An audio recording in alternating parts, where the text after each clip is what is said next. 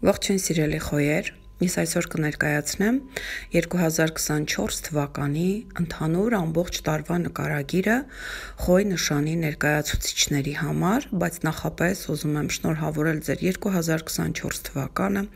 ձեզ մաղթել մեծ հաջողություններ, առողջություն և նպատակների իրականացում։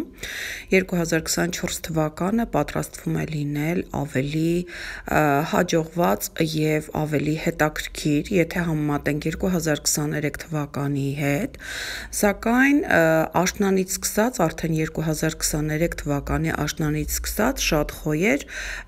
հավանաբար նկատում են, որ իրենց կյանքում սկսվել են որոշակի փոփոխություններ, որոնք կապված են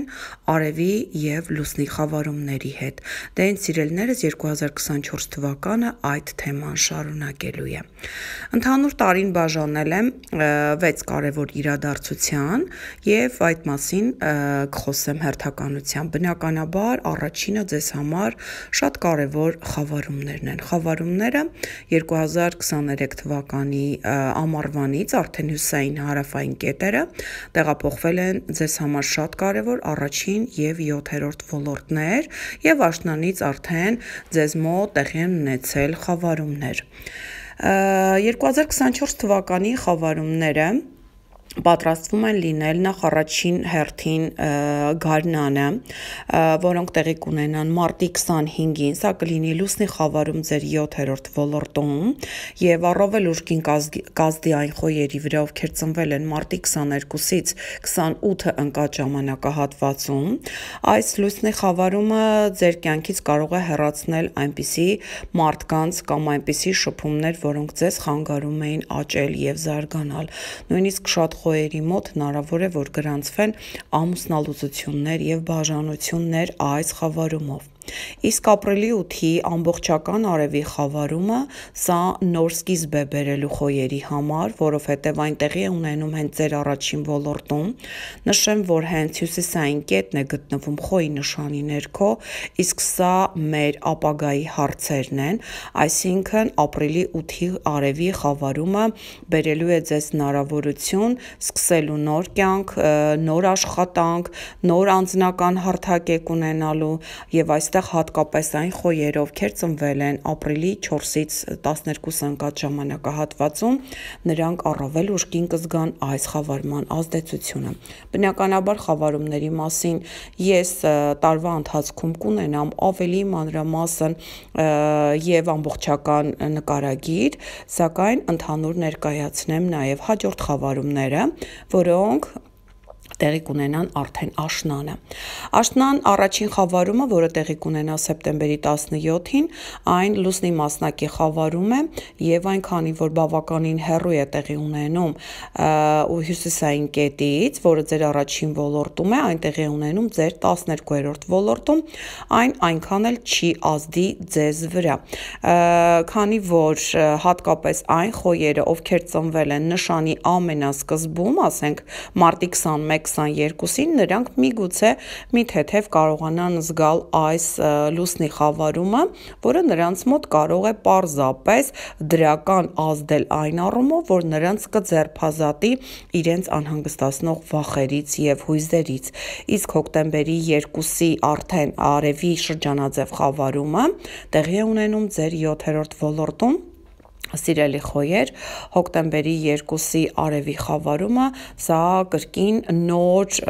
թրենդ է բերելու ձեր կյանք, որը կապված է նոր գործընկերների, նոր հաճախորդների, նոր մարդու հետ, որը մուտք կգործի ձեր կյանք արդեն հոկտեմբերի 2-ից հետո և հատկապես այն խոյերը, ովքեր ծնվել են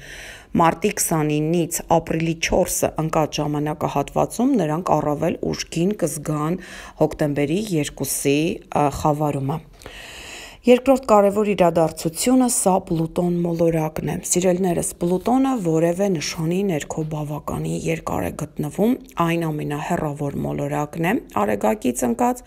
և նշանակում է, որ այն շատ դանդաղ է անցնում որևէ նշանի սահմանը։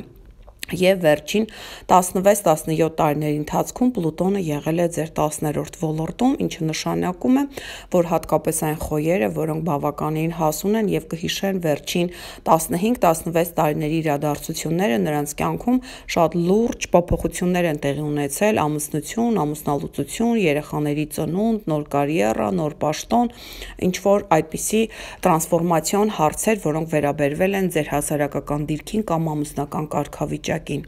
Այժմ Պլուտոնը լքում է ձեր 10-րդ ոլորտը։ Սիրելիներս, կարող եք թեթևացած շունչ քաշել, որովհետև Պլուտոնը ձեր 10-րդ ոլորտից քառանկյուն էր կազմում ձեր անձնական արևի նկատմամբ եւ լարվածություն էր ստեղծում ձեր կյանքում։ Այժմ հունվարի 21-ից Պլուտոն մոլորակը տեղափոխվում է արդեն ձեր 11-րդ ոլորտ եւ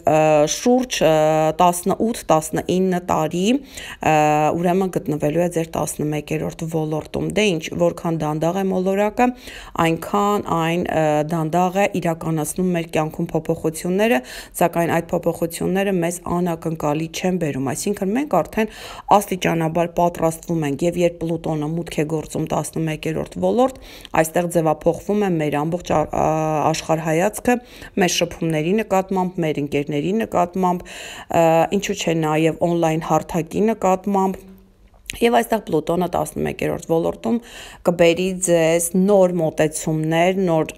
սկզբունքներ, որոնցով դուք կշարժվեք եւ կշփվեք կողքի մարդկանց հետ։ Երրորդ կարևոր իրադարձությունը սա տեղի է ունենում ապրիլի 21-ին։ Սիրելիներս, այստեղ երկու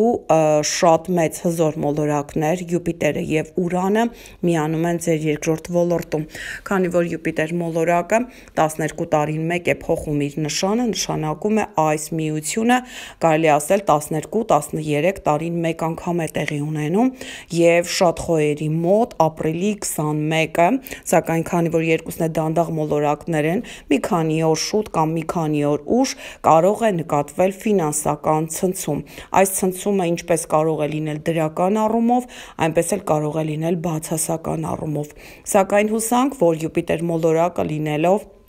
մեծ երջանկության մոլորակ, այն կարող է միայն դրական, ֆինանսական հնարավորություններ բացել ձեզ համար եւ շատ ուշադիր եղեք այն ամենի նկատմամբ, ինչը տեղի կունենա ֆինանսական առումով ձեր կյանքում ապրիլի 18-ից հետո, որովհետեւ այս երկու մոլորակների միությունը ձեզ տալու է հնարավորություն նոր ֆինանսական հնարավորությունների հարթակ տեղափոխվելու։ Չորրորդ կարևոր իրադարձությունը խոսելու եմ հետընթաց Մերկուրիի մասին։ Մերկուրին 2024 թվականի ընթացքում լինելու է 3 անգամ ընդամենը հետընթաց, ապրիլի 1-ից ապրիլի 25-ը,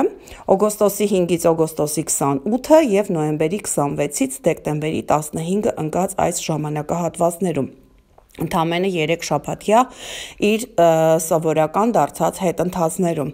Սակայն այս ամենից ամենակարևոր հետընթացը ձեզ համար սա իհարկե ապրիլի 1-ից ապրիլի 25-ը ընկած ժամանակահատվածն է, որովհետև Մերկուրին այստեղ լինելու է ձեր առաջին ոլորտում, սիրելիներս,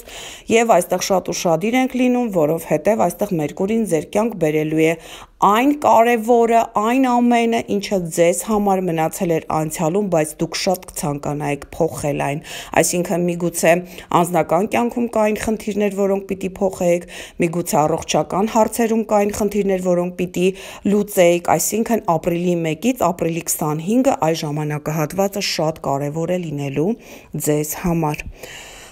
Հինգերորդ կարևոր իրադարձությունը սա բնականաբար Յուպիտեր մոլորակի մասին է խոսքը։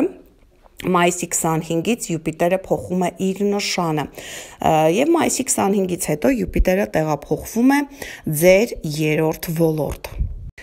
Տեսեք ուրեմն, Յուպիտերը երկրորդ ոլորտում գտնվել է 2023 թվականի մայիսի 17-ից սկսած, նշանակում է ուրեմն մայիսի 17-ից հետո 23 թվականի ձեզ մոտ ֆինանսական հնարավորություններ են եղել, այսինքն միգուցե դուք դրանք տեսել եք, գնահատել եք, օգտվել եք, միգուցե նաև չեք նկատել,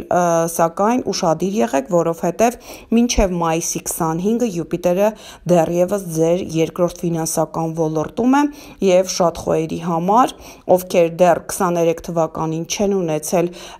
ֆինանսական առաջընթացի հնարավորություն, այսինքն նոր աշխատանք, նոր ֆինանսական եկամուտներ, միգուցե նոր գործ, նոր բիզնես, նոր ուրեմն ֆինանսներ ստեղծելու հնարավորություն, ուրեմն մինչև մայիսի 25-ը դեռևս կարող եք ունենալ այսպիսի հնարավորություն, հատկապես ուշադրություն դարձրեք ապրիլի 21-ի Յուպիտեր-Ուրան միությանը։ Սակայն մայիսի 25-ից Յուպիտերը տեղափոխվում է արդեն երրորդ ոլորտ, սիրելիներս, որտեղ Յուպիտերն է, այնտեղ ամեն ինչ բազմապատկվում, մեծանում, շատանում է։ Իսկ Յուպիտերը երրորդ ոլորտում սա նշանակում է, որ մեր շրջապատն է մեծանում, այստեղ շփումներն են մեծանում, միգուցե քրոջ եղբոր ընտանիքում ինչ-որ կարևոր իրադարձություններ են տեղի ունենում, որոնց դուք մասնակցում եք, ամուսնություն է գրանցվում այնտեղ։ Նաև երրորդ ոլորտը ճամփորդություններն են, Յուպիտերը կարող է մայիսի 25-ից հետո բերել ձեզ շատ ճամփորդելու հնարավորություն կամ ոչ թե հնարավորություն, այլ այնպիսի աշխատանք, որը ենթադրենք դուք պիտի ճամփորդեք, որպեսզի կարողանաք կատարեք այդ աշխատանքը։ Նաև երրորդ ոլորտը ուսումնական դասընթացներն է, Յուպիտերը բերում է ձեզ այդ հնարավորությունը եւ շատ դասընթացների մասնակցելու, չէ՞ որ Յուպիտերը բազմապատկում, եռապատկում, քառապատկում է մեր բոլոր հնարավորությունները։ Նշանակում է այստեղ շատ խոյերի մոտ ցանկություն կառաջանա մայիսի 25-ից հետո մասնակցելու որոշակի դասընթացների, ինչ-որ որակավորման դասընթացների եւ նաեւ այստեղ երրորդ ոլորտը ավտոմեքենայի հարցերն են, նշանակում է Յուպիտերը մայիսի 25-ից հետո կբերի նաեւ հնարավորություն ավտոմեքենա վարելու կամ վարորդական իրավունք ձեռք բերելու համար։ Իսկ 6-րդ շատ կարևոր իրադարձությունը, սիրելիներս, սա վերաբերում է ձեր գլխավոր մոլորակ Մարսին։ Մարսը սկսում է իր հետընթացը, սակայն դա արդեն տեղի է ունենալու 2024 թվականի դեկտեմբերի 6-ից, այսինքն գրեթե տարվա վերջում Մարս մոլորակը սկսում է իր հետընթացը։ Մարսը սովորաբար 2 տարին մեկ է լինում հետընթաց, ուստի սա նույնպես շատ կարևոր իրադարձություն է, հատկապես ձեզ համար, եւ այս անգամ Մարսը իր հետընթացը ունենալու է ձեր 5-րդ ոլորտում։ 5-րդ ոլորտը ձեզ համար բավականին դրական ոլորտ է։ Այստեղ Մարսը հետընթաց է լինելու դեկտեմբերի 6-ից մինչև 2025 թվականի փետրվարի 24-ը, այն գտնվելու է նախ սկզբում ձեր 6-րդ ոլորտում, այնուհետև 5-րդ ոլորտում եւ սիրելիներս այստեղ տարվա վերջում արդեն ձեզ մոտ հնարավորություններ կստեղծի Մարսը, բնականաբար Մարսը հետընթաց վիճակում մի փոքր դանդաղեցնում է մեր ակտիվությունը, սակայն նաեւ տալիս է սխալները շտկելու հնարավորություն, այսինքն եթե մենք աշխատանքի մեջ ենք թերացել, եթե մենք երեխաների հարցում ենք թերացել, եթե մենք ինչ-որ ստեղծագործական աշխատանքով ենք զբաղված, այստեղ ենք թերացել, ապա հետընթաց Մարսը ձեր 5-րդ ոլորտում կտա այդ հնարավորությունը այդ թերացումները շտկելու։ Նաև հետընթաց Մարսը 5-րդ ոլորտում կարող է ձեր կյանք վերադարձնել այնպիսի մարդկանց, ում հետ նախկինում ունեցել եք սիրային կապ։ Դե այն սիրելիներս, այսքանը 2024 թվականի համար, կհանդիպենք հաջորդ հոլովակում, առայժմ։